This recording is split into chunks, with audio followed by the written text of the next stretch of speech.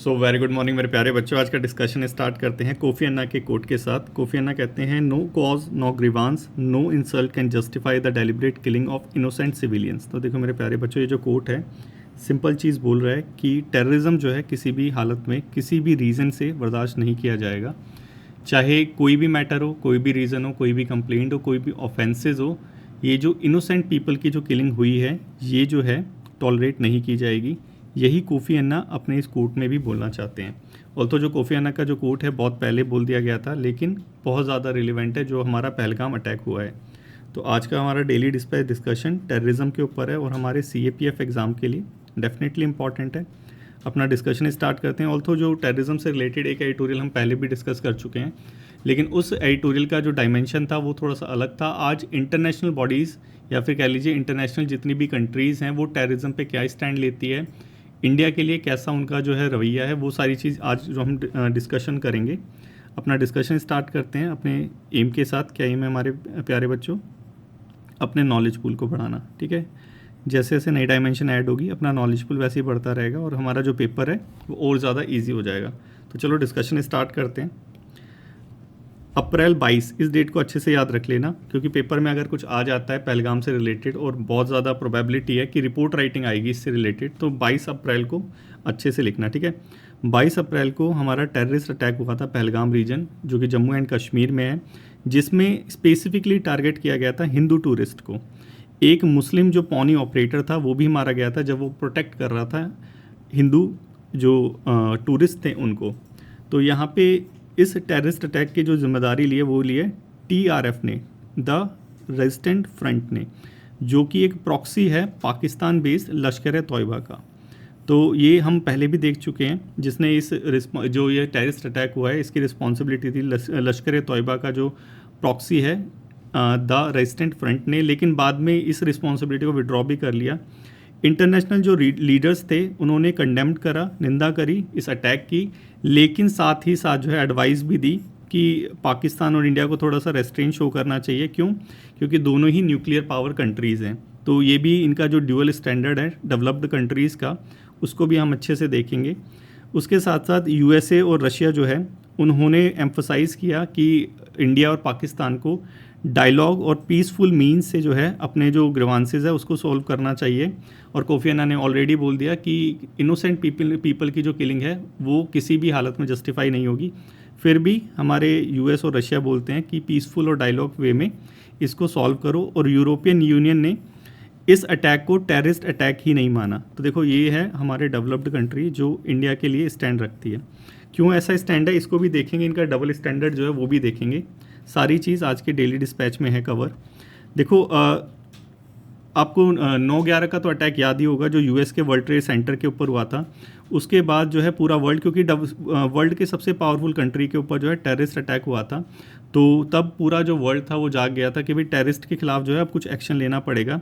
तो पूरा जो वर्ल्ड था साथ देखने को मिला था टेररिस्ट के अगेंस्ट में। ऑल्थो पूरे वर्ल्ड में जो है अभी टेररिस्ट की डेफिनेशन ही नहीं है कि टेररिज्म कहते किसे हैं, एक जो कंसेंसस वाली डेफिनेशन होती है वो है ही नहीं अभी तक। तो लेकिन ये जो कंट्री है अब थोड़ा सा डबल स्टैंडर्ड जो दिखा रही है।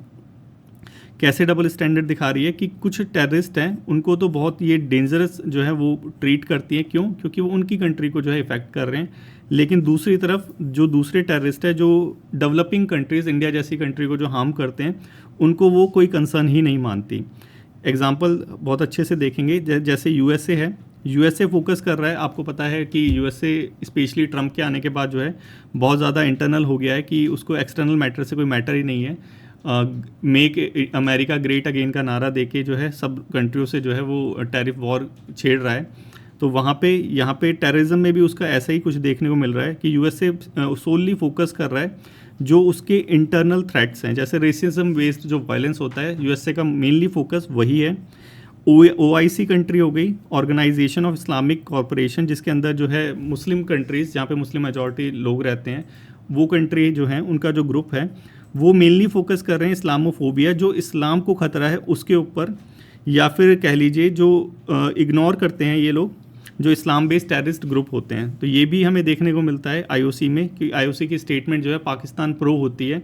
ये भी हम देखेंगे आज के एडिटोरियल में कनाडा जो है, कनाडा आपको पता है कनाडा की तरफ से भी इंडिया को थ्रेट है, क्योंकि वहाँ से जो है बब्बर खालसा, जिसको इंडिया ने जो है एक टेररिस्ट ऑर्गेनाइजेशन अंडर ऊपा एक्ट जो है डिक्लेयर कर रखा है, लेकिन कनाडा जो है वो रिफ्यूज़ करता है कि जो उसकी सॉइल से, मतलब कनाडा में रह के कुछ टेररिस्ट जो ऑपरेशन हो रहे हैं इंडिया के खिलाफ, वो इससे साफ साफ मना करता है, कहता है ये तो फ्रीडम ऑफ एक्सप्रेशन है। तो ये कुछ वर्ल्ड का जो डेवलपिंग कंट्रीज़ के प्रति जो रवैया है डेवलप्ड कंट्री का, इंक्लूडिंग यूएसए और कनाडा, वो दिखाई दे रहा है। चाइना की बात करें तो देखो चाइना जो है हमेशा जो है इंडिया के जो एफर्ट है यूएनएससी में, हम हमेशा जो है एक रेजोल्यूशन लेके आते हैं कि पाकिस्तान बेस्ड जो टेररिस्ट ग्रुप है उनको एटलीस्ट टेररिस्ट की कैटेगरी में डालें, उनको बैन करें, लेकिन चाइना हमेशा उस रेजोल्यूशन को ब्लॉक कर देता है। अब पाकिस्तान की बात करें तो पाकिस्तान जो है अभी यूएनएससी का मेंबर है, तो पाकिस्तान डेफिनेटली चाइना के साथ मिलके जितने भी इंडिया के इनिशिएटिव होंगे वो यूएनएससी में डेफिनेटली ब्लॉक करेगा। तो ये कुछ पूरे वर्ल्ड का जो है रवैया है इंडिया के अंदर जो चीज़ चल रही है उसके लिए, मतलब सारी जो कंट्री है मोर और लेस अपनी कंट्री के अंदर फोकस कर रही है, पूरे वर्ल्ड लेवल पे जो हो रहा है उनको उससे कोई मतलब नहीं है। ये सारी चीज़ यहाँ पे समझ आ रही है। अब इंडिया को लेके जो डबल स्टैंडर्ड है इन डेवलप्ड कंट्री का, इसको थोड़ा सा देखते हैं। देखो हमने अभी देखा था यूएसए हो गया, रशिया हो गया, या फिर कितनी भी जो डेवलप्ड कंट्री है वो दोनों को, स्पेशली ये गल्फ में जितनी भी कंट्रीज है जो इंडिया की दोस्त होने का दावा करती हैं, तो ये सारी कंट्री क्या कर रही है, इंडिया को रोक रही है कन्फ्लिक्ट से जो पाकिस्तान के साथ होने वाले हैं। रीज़न क्या है कि दोनों न्यूक्लियर पावर हैं। अब यहाँ पे थोड़ा सा देखते हैं। देखो इंडिया जो अब अटैक करने वाला है और आज कर भी दिया है, वैसे टेररिस्ट के ऊपर करा है ऑपरेशन सिंदूर, तो इंटरनेशनल जो कम्युनिटी है बेसिकली डर रही है। क्यों डर है उनको? रीजनल इंस्टेबिलिटी का। उनको डर नहीं है कि जो इंडिया जो है ये टेररिज्म को जो टेररिस्ट अटैक हुआ है उन विक्टिम्स को जस्टिस दे रहा है, उनको उससे कोई मतलब नहीं है। उनको है रीजनल स्टेबिलिटी से, कि जो इस साउथ एशियन रीजन की जो स्टेबिलिटी है कहीं वो ना बिगड़ जाए। सारी जो कंट्रीज़ हैं उनको ये मतलब है। फियर किस चीज़ का है? फियर सिर्फ है न्यूक्लियर वॉर का, क्योंकि इंडिया और पाकिस्तान दोनों न्यूक्लियर कंट्री है, तो पीसफुल कन्फ्लिक्ट, पीसफुल रेजोल्यूशन के लिए वो इसलिए जो है फोर्स कर रही है दोनों कंट्री के लिए, ताकि ये न्यूक्लियर वॉर ना हो जाए। लेकिन साथ ही साथ इंडिया में, मतलब पूरे वर्ल्ड में इंडिया के लिए ऐसी तो कंट्री नहीं है जहाँ पे वॉर चल रही हो। वॉर चल रही है यूक्रेन और रशिया के अंदर भी, ठीक है। यहाँ पे ये भी बता रखा है कि वही सेम जो कंट्री है, यूरोपियन कंट्री, वो यूक्रेन का सपोर्ट कर रही है वॉर अगेंस्ट रशिया, जबकि रशिया एक न्यूक्लियर पावर है, तो वहाँ पे भी तो न्यूक्लियर वॉर हो सकती है। यहाँ पे इंडिया के केस में क्यों, क्या स्पेशल कोई न्यूक्लियर वॉर होगी? तो ये यहाँ पे जो उनका डबल स्टैंडर्ड है ये देखने को मिलता है। पहलगाम जो अटैक हुआ, ये क्लियरली वीडियोस भी अब इसकी आई थी कि ये क्लियरली जो है रिलीजियस बेस्ड अटैक है, स्पेशली हिंदूज़ को टारगेट किया गया है। लेकिन जो पूरे वर्ल्ड की कम्युनिटी है वो इसको हिंदू फोबिया बोलने से ही इनकार कर रही है। वो बोल रही है कि रिलीजियस बेस्ड ये अटैक है ही नहीं। अब इन कॉन्ट्रास्ट अगर बात करें, जैसे एंटी सेमेंटिज्म हो गया, जो जूडाइज्म के अगेंस्ट में जो वो होता है, रिपरकशन होता है, जैसे कि आपको पता होगा हिटलर ने किया था, वो एंटी सेमेंटिस्ट हो गया।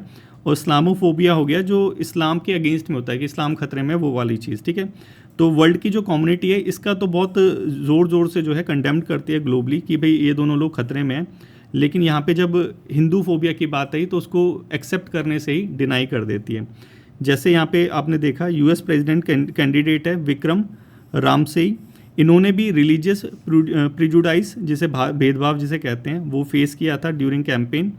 लेकिन इसी बीच एक स्ट्रॉन्ग आवाज़ है, वो भी है यूएस इंटेलिजेंस हेड तुलसी गबार्डा की, जिसने इस पर्टिकुलर अटैक को इस्लामिस्ट टेररिस्ट अटैक का नाम दिया है। तो देखो कुछ लोग तो हैं बेसिकली इंडियन ओरिजिन वाले जो थोड़ा डेयरिंग रखते हैं, इंक्लूडिंग यूएसए के अंदर भी, जो इस अटैक को एटलीस्ट एक्सेप्ट तो करते हैं कि ये इस्लामिस्ट अटैक है, वरना वर्ल्ड की कम्युनिटी ने अभी तक इसको एक्सेप्ट ही भी नहीं करा है कि ये इस्लामिस्ट अटैक है। तो हमें जो पूरे वर्ल्ड का जो ड्यूअलिज्म है, डबल स्टैंडर्ड जो है, वो देखने को मिला कि इंडिया के लिए कुछ और स्टैंडर्ड है और यूक्रेन के लिए, जो कि उन्हीं की कंट्री है, एक तरह से डेवलप्ड कंट्री है, उनके लिए कुछ और स्टैंडर्ड है।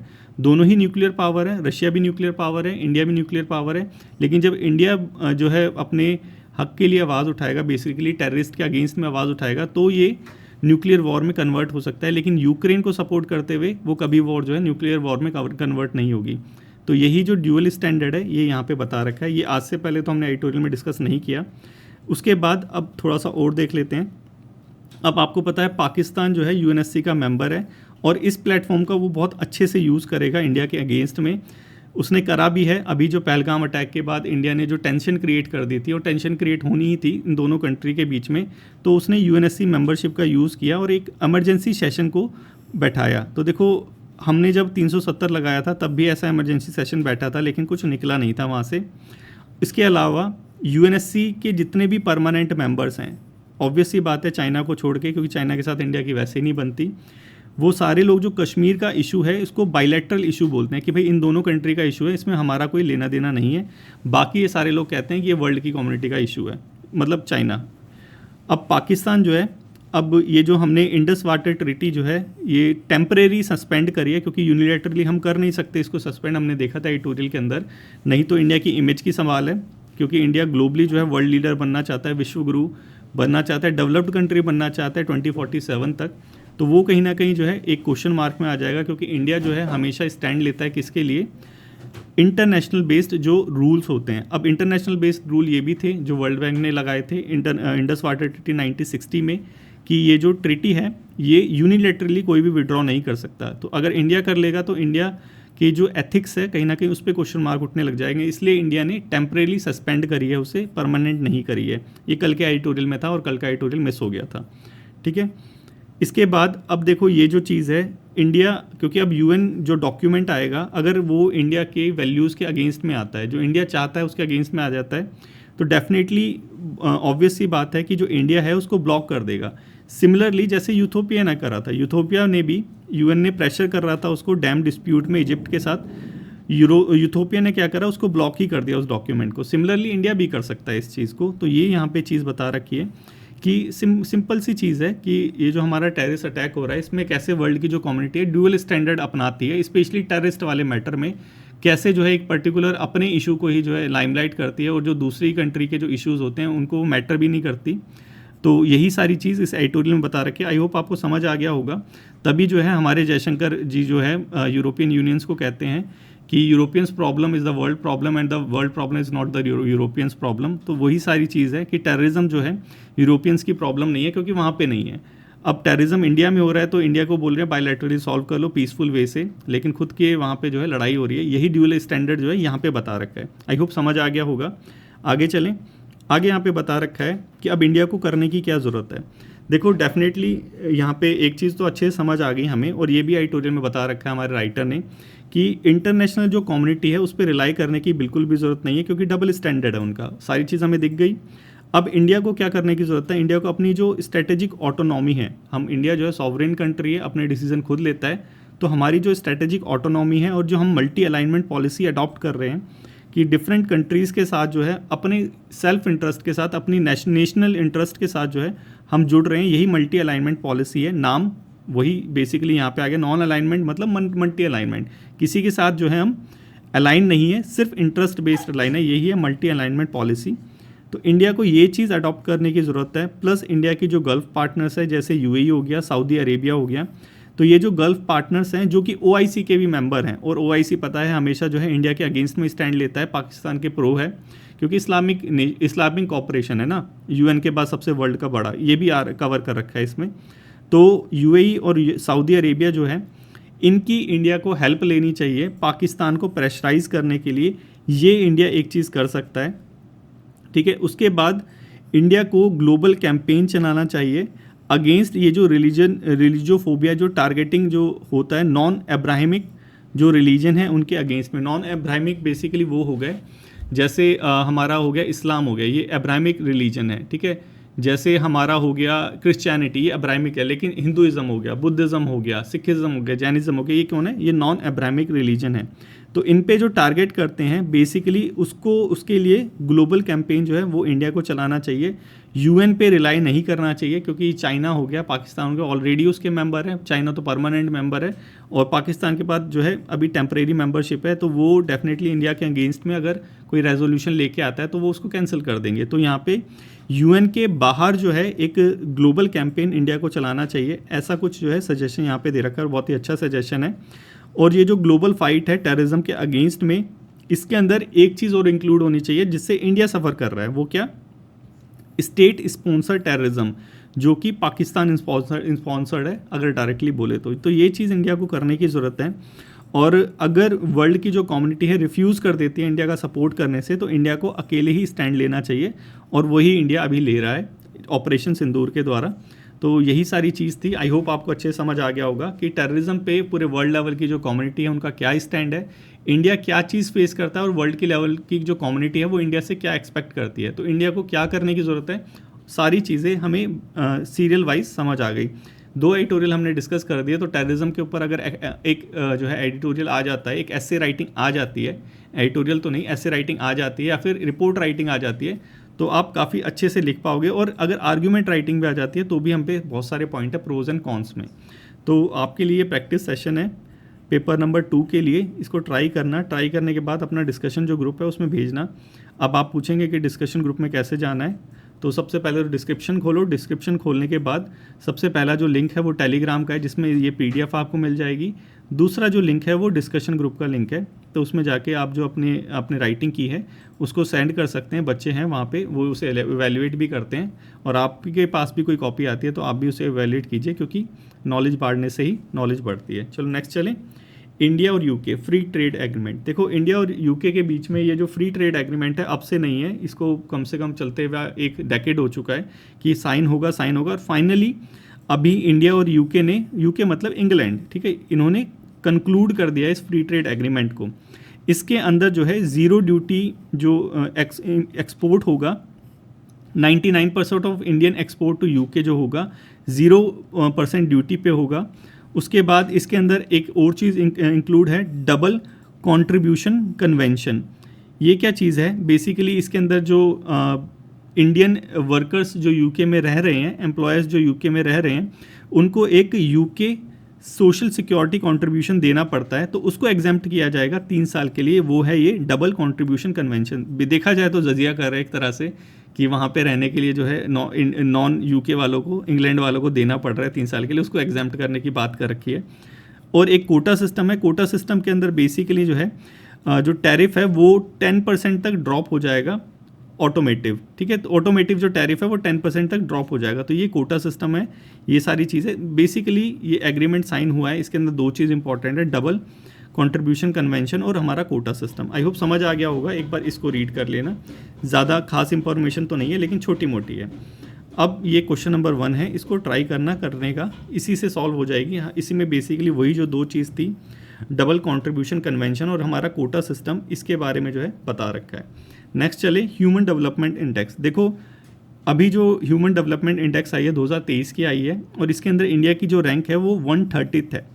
तो देखो, जब हम कभी जो है कभी किसी गवर्नमेंट पॉलिसी का क्रिटिसिज्म करते हैं या किसी गवर्नमेंट पॉलिसी का जब सपोर्ट करते हैं, चाहे वो ऐसे में करो चाहे वो आर्ग्यूमेंट राइटिंग में करो, तो उसके साथ जो है आपको सपोर्टिंग जो है दावे लगाने पड़ते हैं, सपोर्टिंग जो है फैक्ट्स लगाने पड़ते हैं। तो ये जो रिपोर्ट्स हैं ऐसी ह्यूमन डेवलपमेंट इंडेक्स, ये जो बताती है, ये कहीं ना कहीं वो सपोर्टिव जो फैक्ट्स हैं वो क्रिएट कर सकते हैं। तो इसीलिए इनको भी जानना हमारे लिए ज़रूरी है। तो इंडिया की जो रैंक आई है 130th आई है 193 कंट्री के अंदर, और हमारी जो वो है मार्किंग है वो 0.685 हो चुकी है, और जो हाई ह्यूमन डेवलपमेंट थ्रेशोल्ड है वो 0.7 है। तो काफ़ी क्लोज हैं, हम मूव कर रहे हैं हाई ह्यूमन डेवलपमेंट थ्रेशोल्ड में। ग्रोस नेशनल जो इनकम है हमारी इंडिया की 2023 में है $9,046, थोड़ा सा इसको भी याद रख लेना। और इंडिया ने अभी 2015-16 से 19-21 तक जो है 135 मिलियंस जो इंडियन थे उनको मल्टी डायमेंशनल पॉवर्टी जो थी उसको एस्केप करा है, मतलब उससे बाहर निकल गए हैं। तो मतलब इंडिया ने जो है प्रोग्रेस करी है, इसलिए जो है रैंकिंग जो है इम्प्रूव हो रही है। तो आप इसके अंदर जितनी भी गवर्नमेंट स्कीम है कहीं ना कहीं उन्हीं का कंट्रीब्यूशन है कि इंडियन जो है वो पॉवर्टी लाइन से जो है बाहर निकल रहे हैं, मल्टी डायमेंशनल पॉवर्टी से जो है बाहर निकले हैं, 135 मिलियन निकले हैं, ठीक है। तो ये सारी चीज़ें, लेकिन अभी भी कुछ चैलेंजेस है जो हमें फेस करने पड़ रहे हैं, जैसे इनइक्वालिटी हो गया, जैसे इनकम डिस्पैरिटी हो गया, जेंडर डिस्पैरिटी हो गया, हेल्थ और एजुकेशन इनइक्वालिटी इंप्रूव हुई है, लेकिन ये जो इनकम जो है डिस्पैरिटी, इनइक्वालिटी जो है ये अभी भी वहीं की वहीं है। और फीमेल लेबर फोर्स पार्टिसिपेशन है, मतलब महिलाओं का जो पार्टिसिपेशन है वर्क फोर्स के अंदर वो काफ़ी कम है, ये यहाँ पे दिखाई दे रहा है। प्लस पॉलिटिकल रिप्रेजेंटेशन, ये हमने अपने शायद उसके अंदर भी डिस्कस करा था वुमेन एम्पावरमेंट के अंदर, तो ये चीज़ अपने नोट्स को भी अपडेट कर लेना यहाँ से।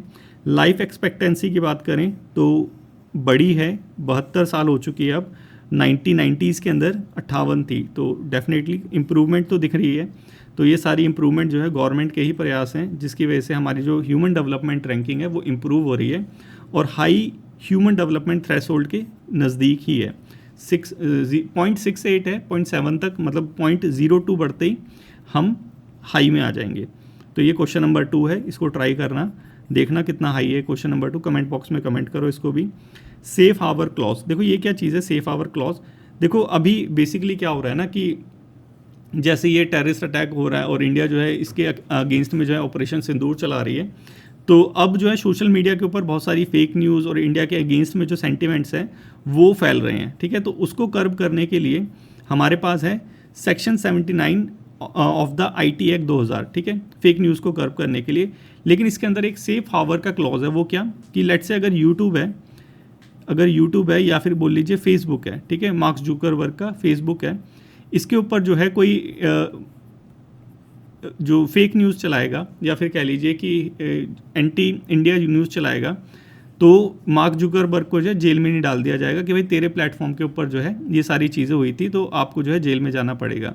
यहाँ पे मार्क जुकरबर्ग के लिए ये सेफ हार्बर क्लॉज है कि वो अगर जो है गवर्नमेंट की जो इंस्ट्रक्शन है उसको मानता है तो उसके ऊपर ये जो सेक्शन है 79 ये नहीं लगेगा। समझ आ गया होगा क्या चीज़ है, सिंपल सी चीज़ है। तो यही चीज़ थी, यही सारी चीज़ यहाँ पे बता रखी है, कुछ ज़्यादा वो नहीं है, वही जो मैंने आपको बोला वही सारी चीज़ यहाँ पे है।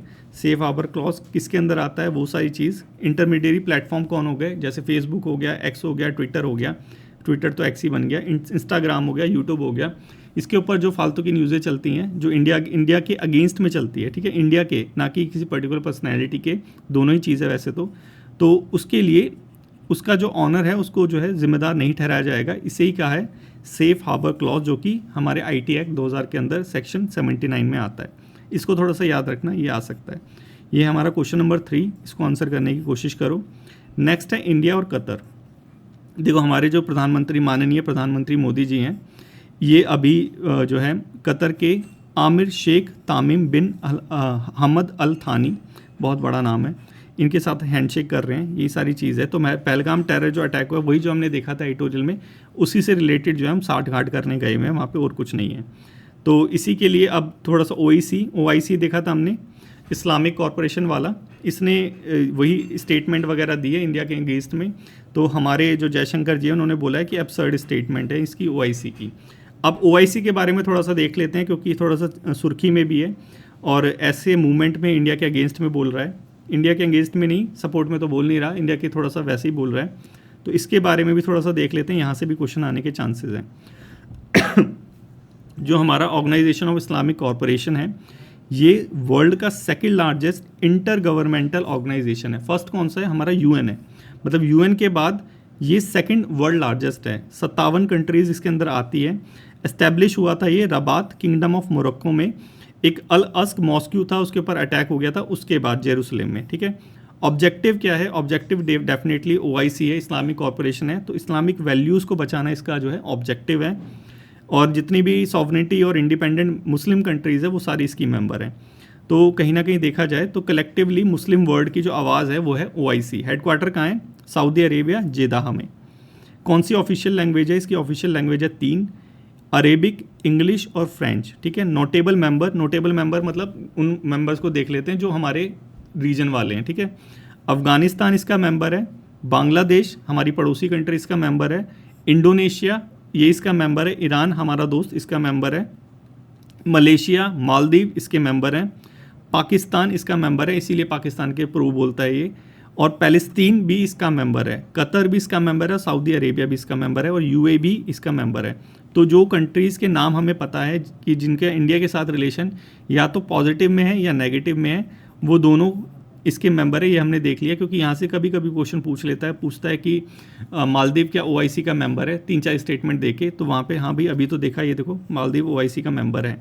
तो अब इसीलिए जो है इंडिया जो है मालदीव हो गया, बांग्लादेश हो गया, ठीक है, और हमारा ये UAE हो गया, हमारा जो सऊदी अरेबिया हो गया, कतर हो गया, इसके साथ फ्रेंडली रिलेशन बनाता है। क्यों, ताकि ये जो वर्ल्ड का second largest intergovernmental organisation है, इसके अंदर अगर इंडिया अगेंस्ट सेंटिमेंट्स आते हैं तो ये जो हमारे दोस्त हैं वो थोड़ा प्रोटेक्ट कर लेंगे। तो यही स्ट्रेटेजिक जो है अलाइनमेंट है जो हमने पढ़ी थी पहले। अब इसके अंदर कुछ मेन बॉडीज़ भी हैं, इनके नाम थोड़ा याद रख लेना। OIC की जो सुप्रीम अथॉरिटी है वो है ISC, मतलब इस्लामिक समिट कॉपरेशन कॉन्फ्रेंस। एक है फॉरेन मिनिस्टर की, एक है जनरल सेक्रेटरीट की, बस यही है, ज़्यादा कुछ नहीं है। यही जो की पॉइंट्स हैं इनको याद रखना, बाकी फालतू चीज़ जो है पढ़ने की भी ज़रूरत नहीं है, क्योंकि जो मेन चीज़ है वो यहीं से क्वेश्चन पूछता है, वो जनरल स्टेटमेंट देता नहीं है। जनरल स्टेटमेंट ऑलवेज ट्रू ही होती है। तो ये था OIC के बारे में। ये है हमारा क्वेश्चन नंबर कौन सा है, 4th। इस क्वेश्चन नंबर 4th को अटैम्प्ट करने की कोशिश करना, ठीक है। नेक्स्ट चलें। नेक्स्ट है हमारा कल और परसों के क्वेश्चन, इन दोनों को भी देख लेते हैं। देखो हमने गेम्स के रिगार्डिंग एक आया था न्यूज़पेपर के अंदर, खूब सारे गेम्स दे रखे थे और वो सारे मैच करने थे, ठीक है। तो कौन सा गेम किसका है वो थोड़ा सा देख लेते हैं। देखो पहला गेम है शिपॉट वाला, महाराष्ट्र का है डेफिनेटली। नालुंगू रालुआटा, ये आंध्र प्रदेश का है, तेलंगाना का है। डापो नयार का सुनम, ये हमारा नॉर्थ ईस्ट ट्राइब का है, अरुणाचल प्रदेश का। अट्या पट्या, ये हमारा महाराष्ट्र का है। तो इसमें जो है पहले का पहला, दूसरे का दूसरा, तीसरे का तीसरा, चौथे का चौथा, ए हमारा आंसर हो गया, ठीक है। ये थोड़ा सा याद रख लेना, ठीक है। नेक्स्ट चले। नेक्स्ट है हमारा which of the following is the main objective of the recently launched ECI net platform. ये ECI नेट प्लेटफॉर्म हमें पता है इलेक्शन कमीशन ऑफ इंडिया ने जो बनाया था, ठीक है। इसका मोटिव क्या था, इसका मोटिव हमने देखा था कल, जो कल के परसों के एडिटोरियल हमने देखा था। ECI नेट का जो मोटिव था वो मोटिव था कि जितने भी हमारे जो इलेक्शन कमीशन ऑफ इंडिया के प्लेटफॉर्म है उसको क्लब करना। तो C इसका आंसर हो गया डेफिनेटली।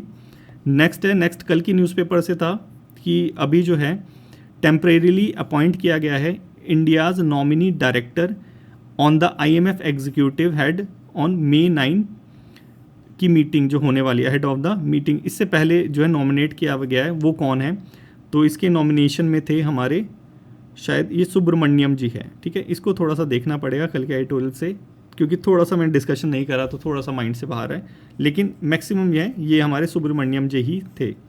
तो ये था आज के एडिटोरियल डिस्कशन के अंदर। आई होप कि अच्छे से समझ आया होगा। काफ़ी इंपॉर्टेंट एडिटोरियल था, स्पेशली टेररिज्म का, जो कि हमारे CAPF में डेफिनेटली पूछ सकता है और पहले भी पूछे हुए हैं ऐसे एडिटोरियल। और इसमें जो वर्ल्ड की कम्युनिटी है उनके स्टैंड भी बताते हैं। तो कभी इंडिया चाइना रिलेशन के ऊपर आ गया तो वहाँ पे भी टेररिज्म वाला एंगल जो है आप ऐड कर सकते हैं और बता सकते हैं कि चाइना जो है UNSC में हमेशा ब्लॉक करता है इंडिया का जो एफर्ट होता है टेररिज्म को लेकर, और पाकिस्तान को सपोर्ट करता है। क्यों? क्योंकि वहाँ पे CPEC चल रहा है, तो उसकी मतलब की चीज़ चल रही है, इसलिए स्ट्रेटेजिक पार्टनरशिप में मतलब की दोस्ती कर रखी है। तो यही सारी चीज़ थी। आई होप समझ आ गया होगा। आज के डिस्कशन में बस इतना ही था। Thank you so much for today's discussion. Take care.